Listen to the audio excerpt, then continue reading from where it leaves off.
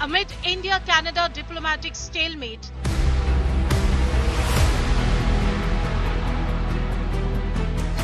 pressure mounts on Justin Trudeau.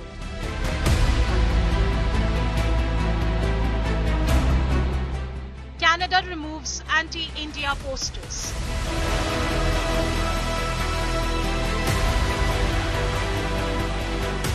Surrey Gurdwara asked to remove posters of Indian diplomats.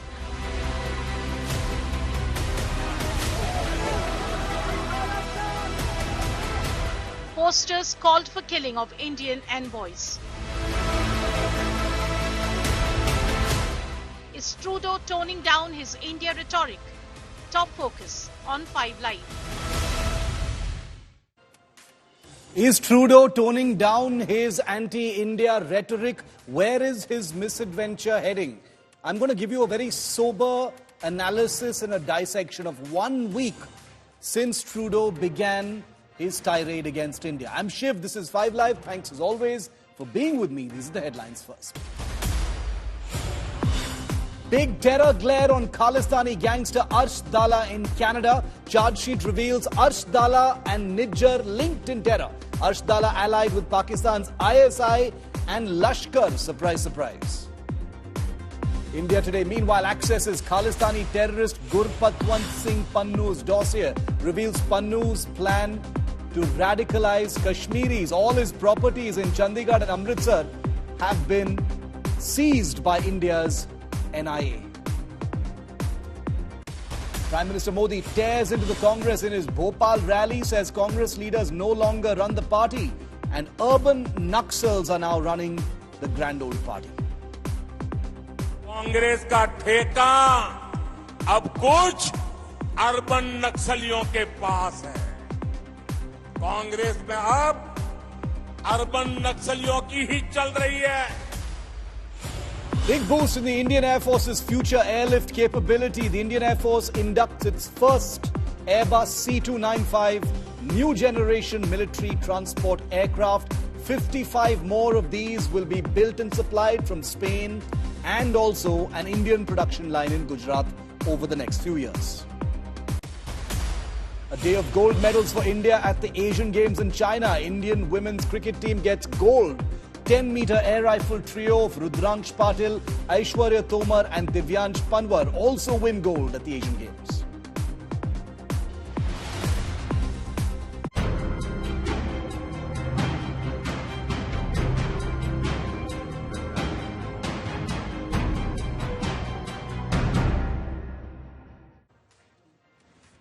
In the last 6 days, viewers, some of us have felt our blood rise over a reality that we've only lately discovered. That Canada, a country we've always regarded in mostly positive, if vanilla light, is an active safe haven for individuals proscribed by us here in India as terrorists.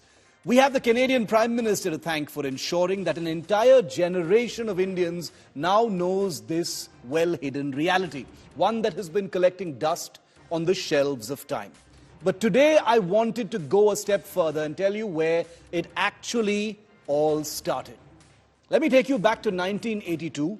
Indira Gandhi, who was then Prime Minister, had requested her Canadian counterpart, Pierre Trudeau, Justin's father, to extradite a man named Talvinder Parmar, wanted in India for the killing of policemen. Trudeau Sr. swiftly rejected Indira Gandhi's request. With the Canadian Prime Minister himself stopping such an extradition, Talvinder Parmar, thus far in just Canada, just a citizen trying to be in hiding, emerged without fear, living like any other Canadian with full rights.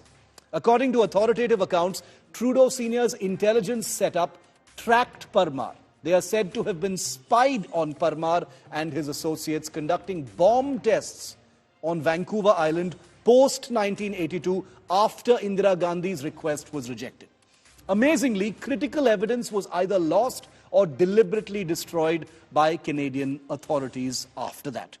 Well, emboldened clearly by this free run he was getting by the Canadian government and from the Prime Minister's office no less, Talvinder Parmar went on to lead the terrorist group Babbar Khalsa in Canada, and just 3 years after India's extradition request was declined, he became the architect of an infamous mid-air bombing, one of the worst in world history.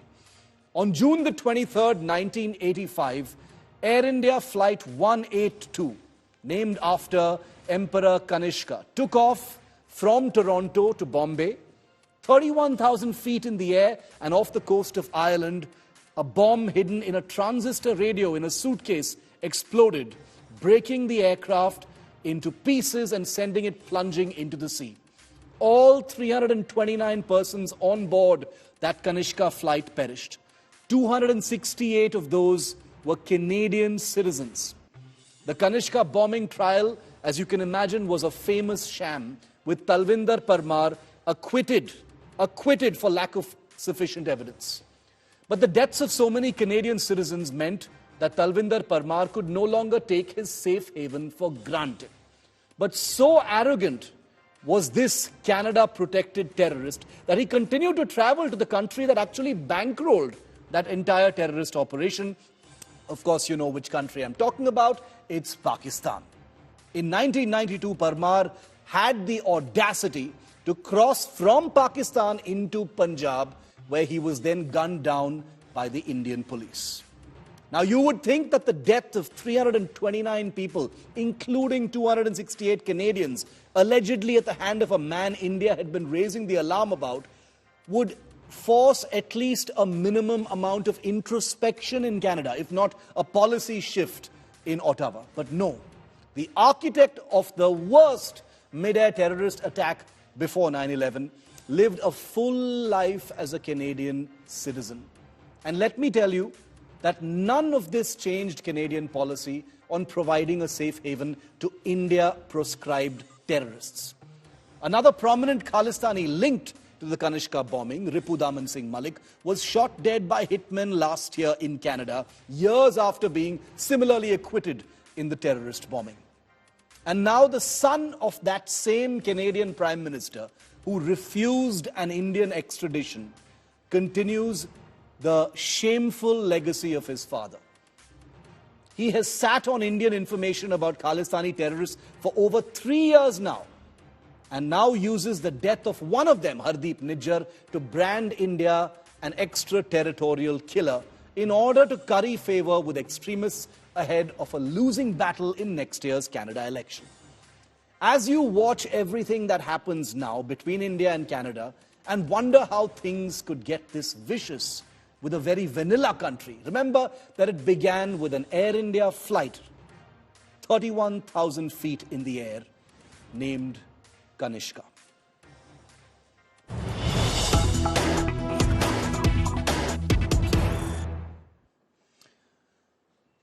Today on my show, I wanted to introduce you to someone who lost his entire family in the 1985 Kanishka bombing. Sanjay Lazar is with me. He has spent his entire life without his family because they were all lost. His parents, his sister, they were all lost in that terrorist attack. There has been a complete whitewashing of the people responsible for it. A completely laughable sense of responsibility has been taken by Canada, and no justice has been served for the 329 people who died on board that aircraft, including 268 Canadian citizens and the parents and sister of the man you see on your screen, Sanjay Lazar. Sanjay, a privilege to have you with us here on India Today. Thank you for taking the time out. I know you've been looking very closely, Sanjay, at everything that's been unfolding over the last 6 days. What are your thoughts about what Trudeau did 6 days ago in blaming India for an extraterritorial killing? I want to get that answer from you first before I go into Kanishka. Sanjay. I've been looking for it for 38 years, actually. But yes, Shiv, thank you for having me on your show. It galls me to know that, Canada, after sitting on the killers of 331, actually, you're forgetting the 2 in Tokyo who died with the same bomb. 331 people, they protected them for 38 long years. and fostered a complete anti-India force that wants to secede from India within their boundaries, is now talking about the death of a terrorist on their own soil, possibly killed by their own people. And it's shocking. I mean, I heard your run-up to the show, and it was not, the tapes were not erased by mistake or lost. They were wiped clean. Yes. The evidence was all there.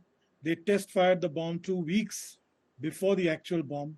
So let's understand that this is a state that has looked the other way. And they cannot now point fingers at India 38 years later and say, this happened and this guy is our citizen. Because it was all their citizens who killed our people. My family. I know so many other families. I know so many other victims' families, who have bonded with me over these years. So that is a shocker for me. It's an absolute shocker.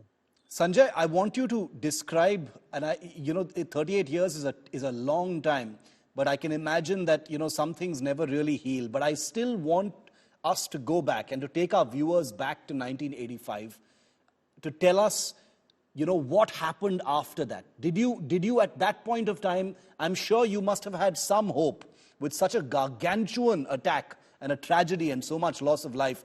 A part of you must have felt sure that justice would be served. Well, Shiv, I left from Bombay to London and then to Cork to try and find, at that time as a young kid, you still have hope. You believe in dreams. You think, the aircraft is floating. Maybe you'll find people, they'll swim. And when you reach there, you realize the futility of the situation, and then you start looking at everything around.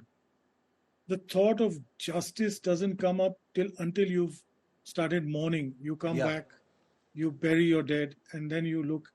We always hoped that there would be justice. I always dreamt that there would be, somebody who would answer for these crimes. It was a tragedy to learn, for years, there was almost little or no investigation that came forth. And when the criminal investigation did come forth, we were invited maybe 5-6 years later to go to Vancouver for the trial. I literally sat 10-15 feet away from the killers in a bulletproof glass cage. And I've seen them. And they grinned, and they all knew that nobody would come forward. They had silenced and killed witnesses during that trial, before the trial. And there was just no justice. Even the evidence that was left on the table after the tapes were erased and the witnesses were removed was enough to convict in any normal country. They were found innocent of 331 lives, deaths, killings. And yes. Sorry. Sanjay, I just wanted to say, you've seen this up close. You've seen the anatomy of how a country has protected these killers for 4 decades now.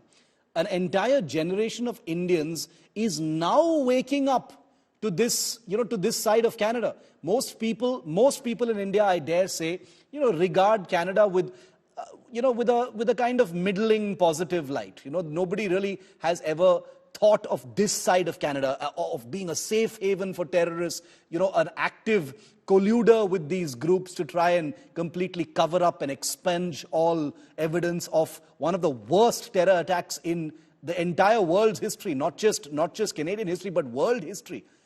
Can you explain, tell us a little bit about that journey, how you actually saw this being unfolded? The Vancouver bomb tests, these tapes being erased, etc. Shiv, a lot of this didn't come out till after they were found innocent. Let me be clear. We didn't know. This was so secret. All the victims got together, and there is an organization that they've created in Canada called AIVFA. And it's a victims organization. And it's, we put pressure on politicians in Canada and India. And they finally, after 3 criminal trials and a couple of, sham inquiries, they got the retired Supreme Court judge of Canada, Justice John Major, to set up a commission. Yes. And that happened 15 or 16 years ago. So that's almost 20 years after the bombing. And it's only when all that came out and everybody had to testify in an open hearing, that we realized that Canada was tracking this guy from December of 1984. That's 6 months before the bombing. Yeah. They had watched him come in. He had watched him assemble a team. They had watched him get the tuners, the Sanyo, tuners to place the bombs in. They had got the raw material. They watched him do everything. They watched him go into the woods in Duncan, in Vancouver Island, and test fire the bomb. There was a secret operative there. So it's not that they didn't know. They had a system of erasing. Well, they used to just erase tapes when they found something. So they knew. Let me also tell you, the then Prime Minister Rajiv Gandhi was visiting US on a state visit just before. Even the Secret Service visited Parmar and Riyadh. They, with the CSIS, they checked them out just to see nothing would happen on American soil. So it's not that, North American intelligence forces were not aware to the threat. The threat perception existed. There were documented threat perceptions. And they just turned their eye to it, blind eye. It's the politics of vote banks. I can't say anything else. I mean, today's Prime Minister is surviving because of, a party or two parties that support him, which support the same fringe, radical fringe groups that run that country literally today. If you go to Western Canada, yes, you know that it's run by them. It's not run by not run by the Prime Minister. So Sanjay, you're saying that even the deaths of 268 Canadians among the total number that perished in this disaster, was nothing in front of vote bank political compulsions, and that it wasn't enough to shake Canada and to change its policy of accommodation for these people, these extremists. You're saying that? I'm saying that, yes, absolutely. I'm saying that with, the Kanishka bombing in the rearview mirror, Canada should have, and after John Major's commission, Canada should have changed its politics internally. Yeah. You cannot see, I mean, it's like, just because somebody from the Al-Qaeda starts becoming an honest politician, doesn't make the Al-Qaeda honest or doesn't make them a political party. You cannot, I mean, Leopard doesn't change its spots. And their country should have realized that these are groups that you should not be permitting to preach this kind of stuff. They're, and let me be clear on this. It's a very small, minuscule percentage. The Sikhs are wonderful. They are peace-loving. Absolutely. Lovely race. And let's not paint everybody with the same brush. There's a very small, minuscule percentage. Correct. And these are the guys who are going about spreading hate, putting diplomats' pictures on gurdwaras where it shouldn't be. That's a place of prayer and worship. I go to a gurdwara. I've gone to the Golden Temple so many times. It's not where you radicalize religion. And you're allowing few guys like this to turn a country that has strong democratic principles into wasteland. There's absolutely no difference between what Al-Qaeda was doing before 9/11 in the desert of Afghanistan than these guys are doing. So, I mean, people must wake up. Canadians must wake up. And who are they talking about? Who are they accusing India of having killed? Let's no mistaken identities happen here. I'm not condoning any extrajudicial killings. I'm not. Yeah, absolutely. What I'm saying, I'm a peace-loving person. Okay, I've seen how my entire family got destroyed. But let's understand, this is a guy who was preaching in places, in open, places of worship, lionizing the killers of Kanishka. And the Canadians were calling it freedom of speech, Sanjay. The Canadians were calling it freedom of speech. There is a limit. Freedom of speech does not mean you change and twist history. Freedom of speech means you speak what you want, but you don't make somebody who's, killed 331 people into a hero. He's not a hero. And Sanjay, I don't know if you saw the pictures. It has taken all this while. It has taken an entire week of global heat and a global glare on the Trudeau government for those posters. And we have those images also, which we'll show our viewers, of those posters coming down.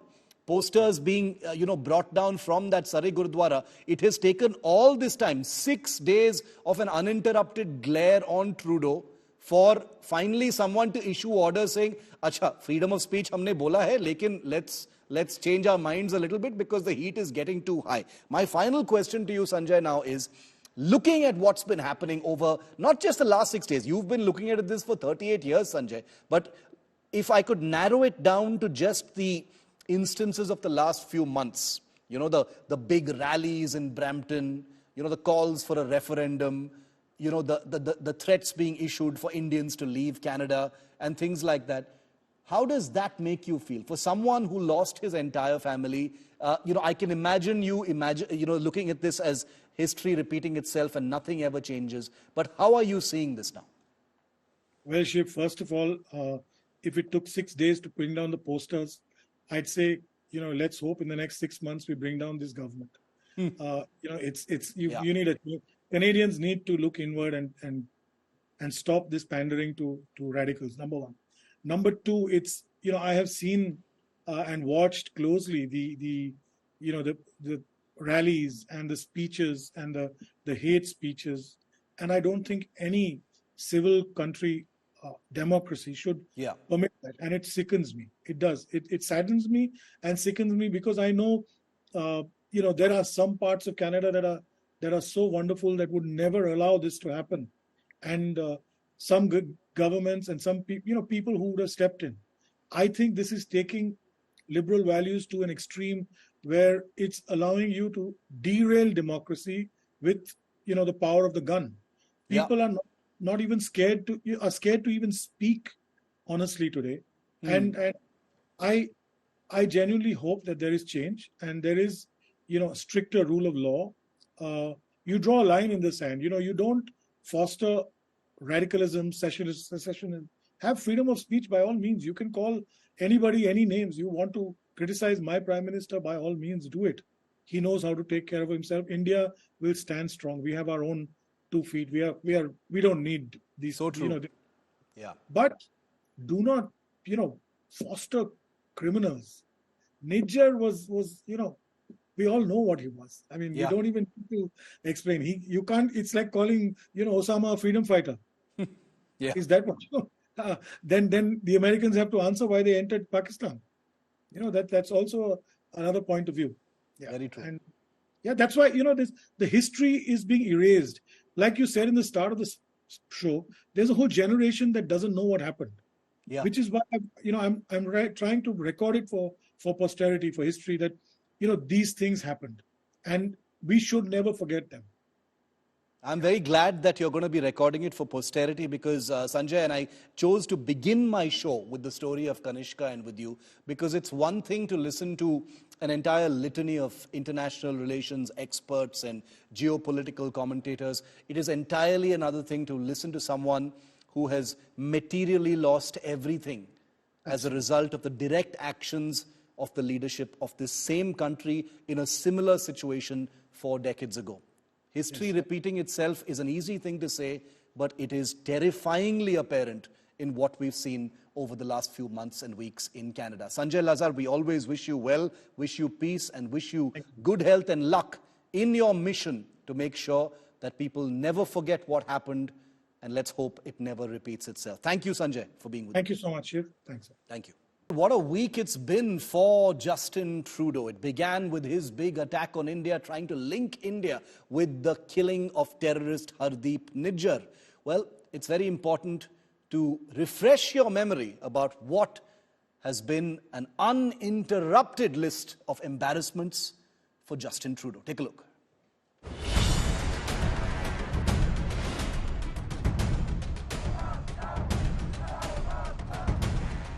It hasn't been a good week for the Canadian Prime Minister. It's been 6 days since he dropped the diplomatic equivalent of a nuclear bomb on India-Canada relations with this. Over the past number of weeks, Canadian security agencies have been actively pursuing credible allegations of a potential link between agents of the government of India and the killing of a Canadian citizen, Hardeep Singh Nijjar. Since then, it's been an uninterrupted downslide for Justin Trudeau. Politically ridiculed, diplomatically criticized and isolated even by his closest friends. As we mark a week since Trudeau's quest to paint India the assassin of Khalistani terrorist Hardeep Nijjar, let's see how it's going for the Canadian Prime Minister. For starters, India hit back instantly with a visa blockade, stunning Team Trudeau. Canada's conspicuous lack of reciprocal action not only showing weakness, but the country's helpless dependence on Indian labour and workers in Canadian industry.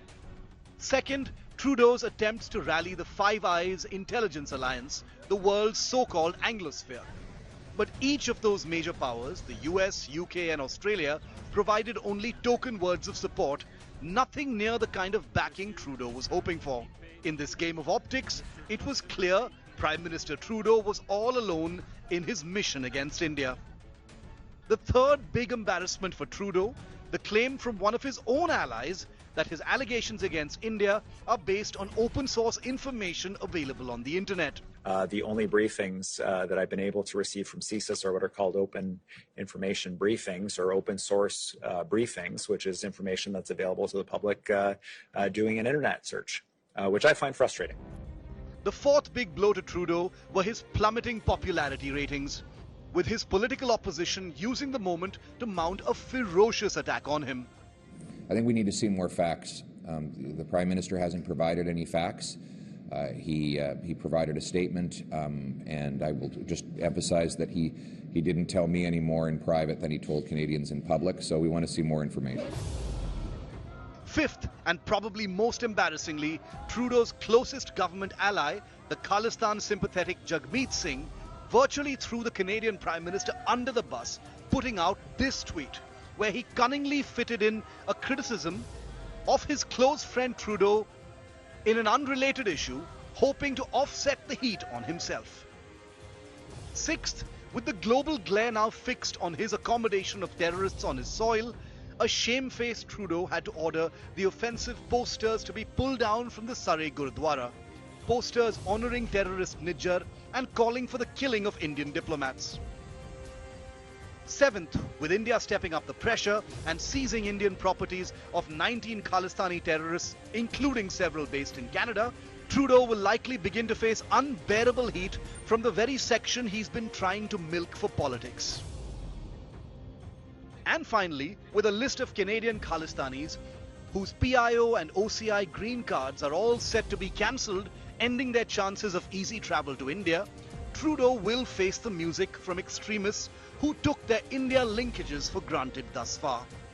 As you can see, it hasn't been Trudeau's week. Bureau Report, India Today. You think you've had a bad week? You think you've had a really bad week? Please spare a thought for the Canadian Prime Minister. He has literally no friends right now on the back of his Khalistani adventure against India. Even his pals are shuffling their feet and sidestepping away from him. And it's a really bad look a year before Canada's next election. I mean, think about it. Let's cut the BS and boil this story down to its bones. Canada's Foreign Minister Melanie Joly, who joined Prime Minister Trudeau to name India last week in the killing of Khalistani terrorist Hardeep Nijjar, has since been completely silent. Not a single word out of her when you'd think that she'd be doing the heavy lifting for her boss on a diplomatic issue. Nope. Finger on lips for the last 6 days. She's gone completely silent. Meanwhile, Trudeau's closest ally, Jagmeet Singh of the NDP, has quietly dropped Justin like a hot potato. But he's tried to be a little clever about it. Instead of attacking Trudeau on the diplomatic mess he has triggered with India, he's instead attacked his ally on housing prices in Canada. Very smart, Jagmeet, but I'm sure common Canadians aren't really that stupid. Indians certainly are not. Now, you'd think the Premier of British Columbia, the Canadian province where terrorist Nijjar was shot, would be more supportive of Trudeau's allegations, given the demographic in the area. But even David Eby has poo-pooed Trudeau's allegations, calling them the result of a Google search.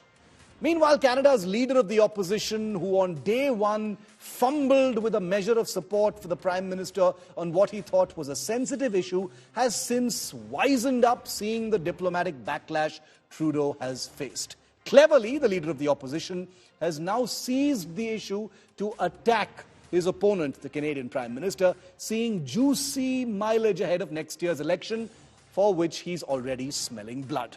Well, Canada's closest ally, the US, has said nothing beyond a few token boilerplate words like taking allegations seriously. You'd think that reports that US intelligence had helped shape Trudeau's allegations would be a face saver for Trudeau, but Washington has been careful not to join Justin in the diplomatic hole he apparently has dug for himself. Now, Trudeau was hoping British Prime Minister Rishi Sunak would be a little bit more sympathetic, but has badly misjudged that friendship as well. Because on the back of a super successful India visit for the G20 that included Sunak's promise to act against extremists in Britain, Trudeau had to make peace with being rebuffed by yet another friend. But what's likely to hurt Trudeau the most is that his campaign against India may not even bring him the minimum local political mileage he was clearly aiming for. Because with India seizing Punjab properties of Canadian Khalistanis and moving to scrap their OCI PIO cards, these Khalistani terrorists are ironically likely to take their frustration politically out on poor Justin Trudeau himself. And if all of this wasn't bad enough, Trudeau, thought it was a good idea to honor and give a standing ovation to a World War II Nazi in the Canadian House of Commons. Understandably infuriating the Jewish community, not just in Canada, but around the world. Like I said, if you've had a bad week, please just spare a thought for poor Justin Trudeau.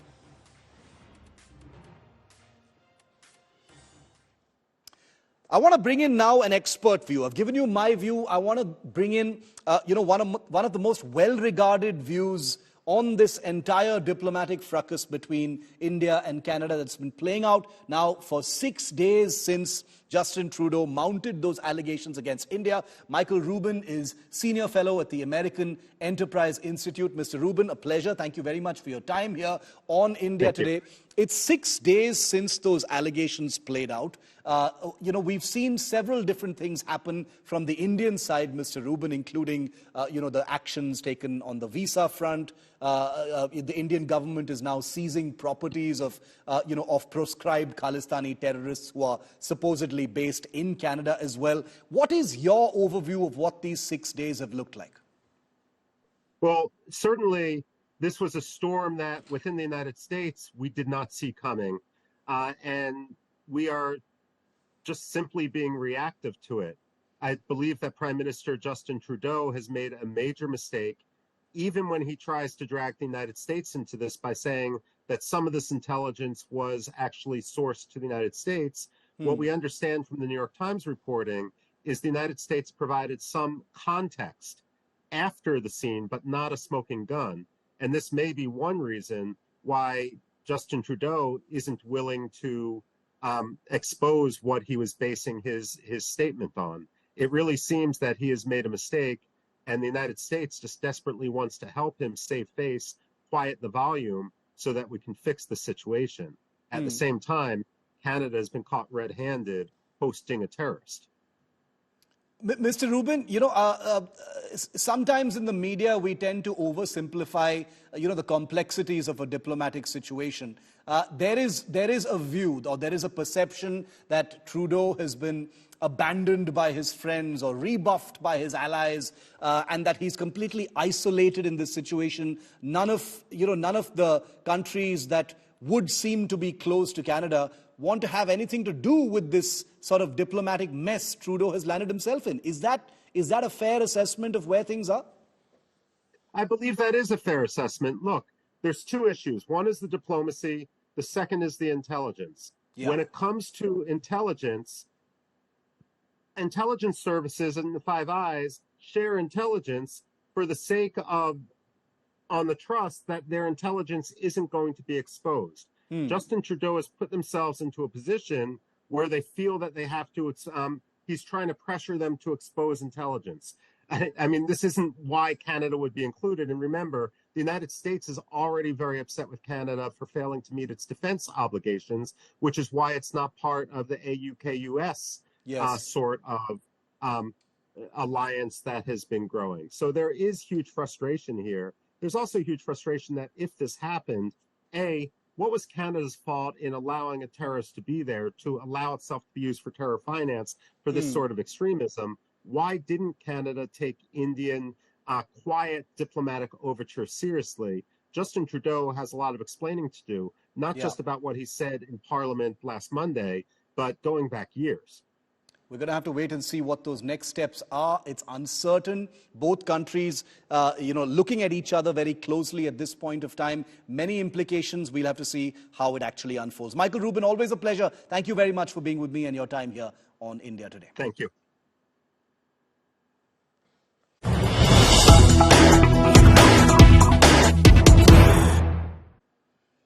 Okay, we've got some breaking news coming in now. Big blow to the BJP's Mission South on the road to 2024. The AIADMK of Tamil Nadu has just formally broken its alliance with the BJP. Just months ahead of the 2024 election, the AIADMK has exited the NDA ahead of the 2024 elections.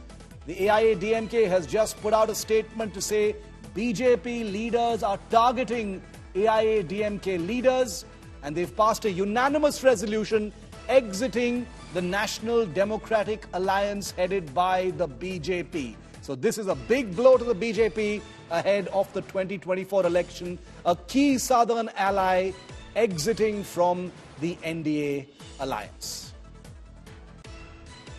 அனைத்து இந்திய அண்ணா திராவிட முன்னேற்ற கழக தலைமை கழக செயலாளர்கள், மாவட்ட கழக செயலாளர்கள், கழக நாடாளுமன்ற சட்டமன்ற உறுப்பினர்கள் ஆலோசனை கூட்டத்தில் ஏகமனதாக நிறைவேற்றப்பட்ட தீர்மானம். அனைத்து இந்திய அண்ணா திராவிட முன்னேற்ற கழகம் இன்று முதல் பாரதிய ஜனதா கட்சியில் இருந்தும் தேசிய ஜனநாயக கூட்டணியில் இருந்தும் விலகிக் கொள்கிறது என்ற ஏகமனதாக தீர்மானத்தை அறிவிக்கப்படுகிறது. Viewer, we'll never forget that moment 1 month ago on August the 23rd when Vikram touched down ever so gently on the lunar surface. That feeling of pure exhilaration is something we'll always carry with us. Those silent, haunting images of Vikram against the inky blackness of space, those beautiful images of a moonscape never before explored, now being gamely treaded by our very own little Pragyan. As the science has been flowing back home from all that distance away, each of us has felt invested in the health and well-being of our lander and rover. And then everything went dark, literally. With the sun setting 14 days after touchdown, both Vikram and Pragyan had to enter their powered down mode, all part of the plan, of course, and in fact bringing the Chandrayaan-3 mission to an official end. Except, with the sun rising on the 22nd of September, there was a tiny grain of hope at ISRO that India's lander and rover would have somehow managed to survive the excruciating cold, thaw out, and jitter back to life. The headlines you see now in the media are all about how it's a tense wait for ISRO to see if the mission on the moon can enter its bonus level. Because that is what this really is, a bonus level. Everything that Vikram and Pragyan have already done, viewer, have already achieved is the full scope of the Chandrayaan-3 mission. Let there be no mistake about that. Their 14 days on the lunar surface encompasses all milestones of the program as planned. As the chances of a return ping from either of Vikram or Pragyan fades from the realms of possibility, let's remember that any such ping would have been only a beautiful extra. Like I said, a bonus level. Even without Vikram and Pragyan waking up, Chandrayaan-3 is a 100% success. Let me repeat that. Even without Vikram and Pragyan waking up, Pragyan and Vikram not waking up still means that Chandrayaan-3 is a 100% success. The ISRO team, being what it is, will continue, of course, to prod both Vikram and Pragyan in the small hope that by some miracle their batteries will somehow soak up some sun before the next sunset on the moon 5 days from now. If it happens, it will be a glorious secondary mission by the program. But by all accounts, at least so far, those chances appear exceedingly slim. As we continue to applaud and cheer ISRO and the amazing Chandrayaan-3 team, let's join them in making peace with the possibility that both Vikram and Pragyan are basking in the glow of a job well done, silent sentinels forever after of India's audacity on the moon.